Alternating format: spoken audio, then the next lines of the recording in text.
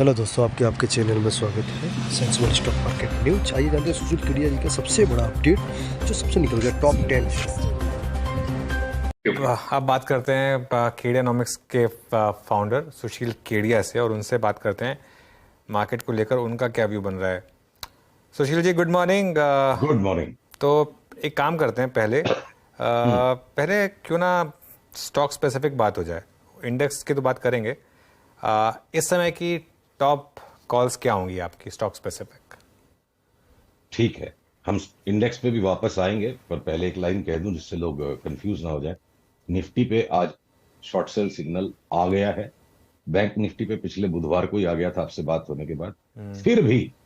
फिर भी ये इंडेक्स जो है ना, ये छाछ है और मक्खन जो है वो स्टॉक से। जैसे आज भी देखिए सेंट्रल बैंक ऊपर उड़ता जा रहा है और हमने लास्ट 2-3 दिन में उसको बाई किया और हम और बाई करेंगे जैसे मौका मिलेगा। तो जो भी हमने स्टॉक स्पेसिफिक कॉल्स आपको दिए, उनका इंडेक्स से लगभग ज्यादा कुछ लेना देना नहीं है। अब अगर सिम्फनी हमारा एक नया 5 बैगर मूव ब्रेकआउट, सिम्फनी कह रहा हूं आपको, सॉरी, सारेगामा, एकदम म्यूजिकल चार्ट है ये, जो टेक्स्ट बुकिश चार्ट किसी नए टेक्निकल एनालिस्ट को सीखने मिले। आप देखिए इन दो लकीरों के बीच में परफेक्टेड ट्रायंगल पैटर्न बन रहा है और ये इतना बड़ा मूवर है ये स्टॉक कि इसको लॉग स्केल चार्ट पे देखे बिना पूरा पर्सपेक्टिव ही क्लियर नहीं होगा।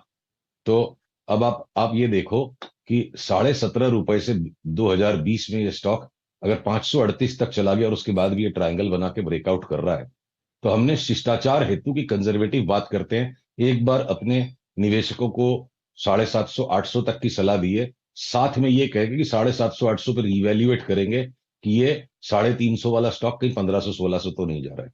और साथ में ये भी कहा है कि 1500-1600 पे भी बेच देना पहले से निश्चित नहीं, और भी बढ़ सकता है। तो कल को आपके ये यूट्यूब या एप्पल को या नेटफ्लिक्स को, जिनको भी, अमेजन को कंटेंट लेने के लिए इंडिया में जो गाने हम सुनते हैं वो किसके पास है? सारेगामा के पास है। तो अनहोना पैसा बरस सकता है इस कंपनी पे। सिर्फ एक बार sharp drop in profits last 1 साल में जो आया, उसमें भी स्टॉक ने इतना ही हम्बल करेक्शन दिया। तो इसका निफ्टी से कोई लेना देना नहीं है। निफ्टी का 15% करेक्शन उतने दिनों में, तो जब तक वो करेक्शन पूरा होगा सारेगामा 50% भी बढ़ सकता है।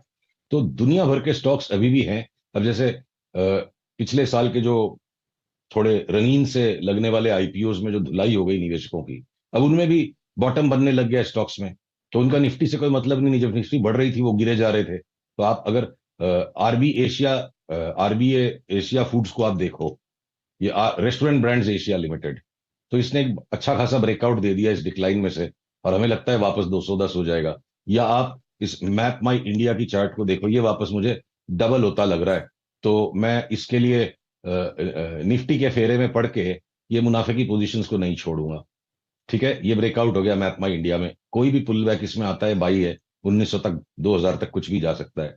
आप सीक्वेंट के जैसे स्टॉक को देखिए, यहां पर ये जो आज इस रेजिस्टेंस लाइन पे वीकली चार्ट है, मैं आपको डेली पे बताता हूं।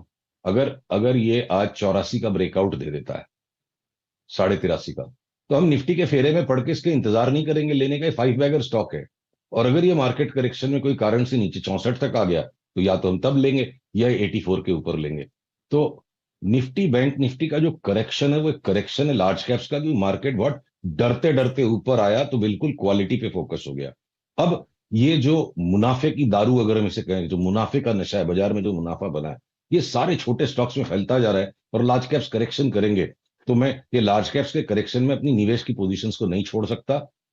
बहुत से ऐसे स्टॉक्स अभी भी हैं जो घटती निफ्टी में भी हम उनको लेते जाएंगे अगले 6 महीने से साल भर में, डबल ट्रिपल 4 गुना पैसा करने के लिए। आपका नाम चेंज करके रॉकेट रख देता हूँ मैं। सारेगामा अब 8.5% ऊपर, इस समय 9% ऊपर सारेगामा। लेकिन अनुज, इसमें हाँ, अनुज एक सावधानी स्टॉक्स में रखने की जरूरत है। हाँ, ये जो 8.5%, 10-10% बढ़ते हैं, जो स्टॉक 5-5 गुना भाग जाएंगे 6 महीने में, वो हद से ज्यादा वॉलेटाइल होते हैं। आपको और मुझे, मैं आपके भी बिहाफ पे सारे निवेशकों को ये सचेत करना जरूरी है कि बहुत बड़ा मुनाफा कहीं दिख रहा है तो आप बहुत बड़ा दांव नहीं लगा सकते, वहां बहुत बड़ी मुश्किल हो जाएगी। कमाने का हक उतना ही होता है सबके पास जितना उनकी बर्दाश्त करने की क्षमता होती है। समाई के अनुसार कमाई करने की कोशिश कीजिएगा।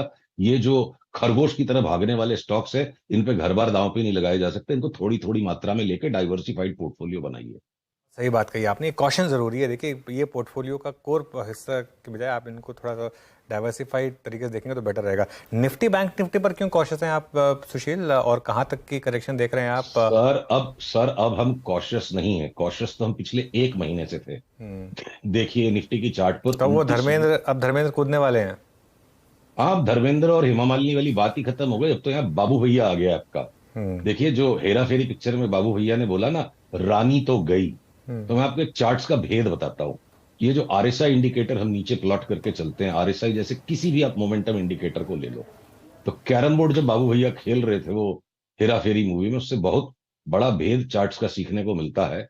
भाव अगर राजा है तो मोमेंटम रानी है, और राजा अपनी रानी के बिना अधूरा है। राजा जिद करके ऊपर सरकने की कोशिश करता जा रहा है, रानी चलने को ही तैयार नहीं है। रानी नीचे की तरफ लोअर टॉप्स बना रही है। बिना मोमेंटम का बाजार न तो नीचे न ऊपर सस्टेन हो सकता है। तो जब यहां मोमेंटम खत्म हो गया, हमने हमने निफ्टी और बैंक निफ्टी को इस कैटेगरी में डाल दिया कि बिल्कुल धीरज के साथ इंतजार करेंगे और उस दिन बेचेंगे जिस दिन इसमें सिग्नल आएगा। तो निफ्टी में आज आया है और एक और बहुत खतरनाक पैटर्न काम कर रहा है। ये देखिए, ये टर्मिनल ट्रायंगल इन दो लकीरों के बीच में, हिंदी में इसे कहें तो अंतिम त्रिकोण। तो किसी भी प्रणय प्रसंग में या शेयर बाजार में, रोमांस में या स्टॉक मार्केट की चार्ट्स में ट्रायंगल्स बड़े खतरनाक होते हैं। बुल भी महबूब है, बुल भी महबूब है और बेयर भी महबूब है। दोनों में से किसी की जिद नहीं चलेगी, महबूबा जिसको चुनेगी उसकी तरफ चलना होगा। ट्रायंगल के बीच में बिल्कुल शांत रहिए। और आज निफ्टी की महबूबा ने बेयर्स का हाथ थाम लिया है, तो हमने यहाँ पे निफ्टी को शॉर्ट कर दिया आज सवेरे। और इंट्राडे में ये रिबाउंड वापस मार सकता है। 18,820 के ऊपर अगर बंद हो जाएगा तो हम शॉर्ट काट लेंगे, फिर देखेंगे कौन सा नया पैटर्न बन रहा है। पर अगर मैं लार्जर पैटर्न पे जाऊं, और थोड़ा सा रंगीन भाषा में कहने की अनुमति हो जिससे लोगों को याद रहे, तो जो इनिशियल रैली थी ना, ये हम अपने सब्सक्राइबर्स के साथ, अपने क्लाइंट्स के साथ इस भाषा में बात करते हैं कि गधे के पांव थे। और ये 5 वेव का जो पैटर्न आ गया, जब बिल्कुल बेफाम तेजी का माहौल बन गया, ये घोड़े की नाल है। तो गधे के पांव पे अगर घोड़े की नाल को बैठा भी दोगे तो डर भी नहीं जीत सकता है।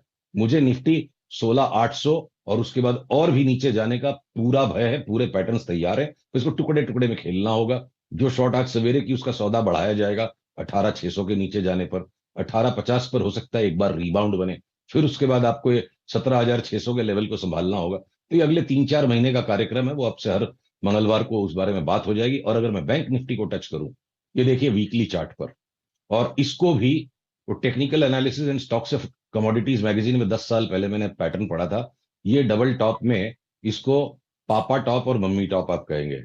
पापा जब नाराज हुए तो बैंक निफ्टी यहां तक आई, और अब मम्मी जब नाराज हो रही है ना, ये बैंक निफ्टी नीचे 37,000 तक आ जाएगी। देखिए ये स्पिनिंग टॉप बना 4 सप्ताह पहले, उसके बाद ये ग्रेवस्टोन दोजी बन गया, और आज ये बिल्कुल स्मैश आउट सेल है। तो अब यहां पे जोर से चढ़ के बेचने में तो क्या एक बार उल्टा रिबाउंड झेलना पड़ सकता है कभी भी। तो वो आप अपनी पोजीशंस को उस हिसाब से देखिए। वापस 44,200 तक कभी भी ये मार्केट जा सकती है बैंक निफ्टी की, उसमें कोई शक नहीं है। उतनी जगह रख के चलिए। पर बैंक निफ्टी में एक भी स्टॉक अब नहीं बचा है जो शॉर्ट सेल के योग्य नहीं है। एचडीएफसी, कोटक ऑलरेडी लुढ़क चुके थे।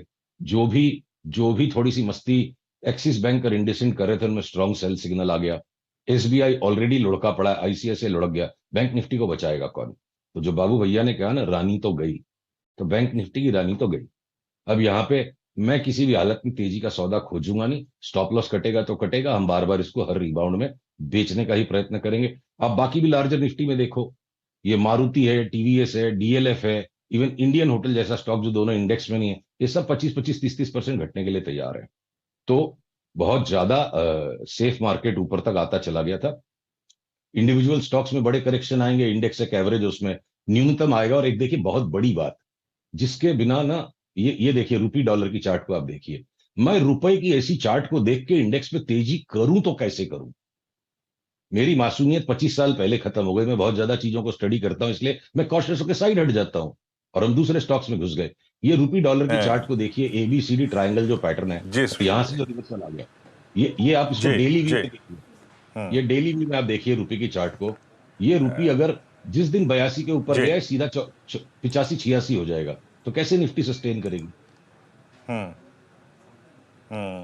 अच्छा, सुशील जी, एक प्रश्न और लूंगा आपसे यहाँ पे अल्टीमेटली क्योंकि निफ्टी और निफ्टी बैंक में मैंने आपके कमेंट अभी सुने, और जैसे कि आप कह रहे हैं कि महबूबा ने बेयस का हाथ थाम लिया है।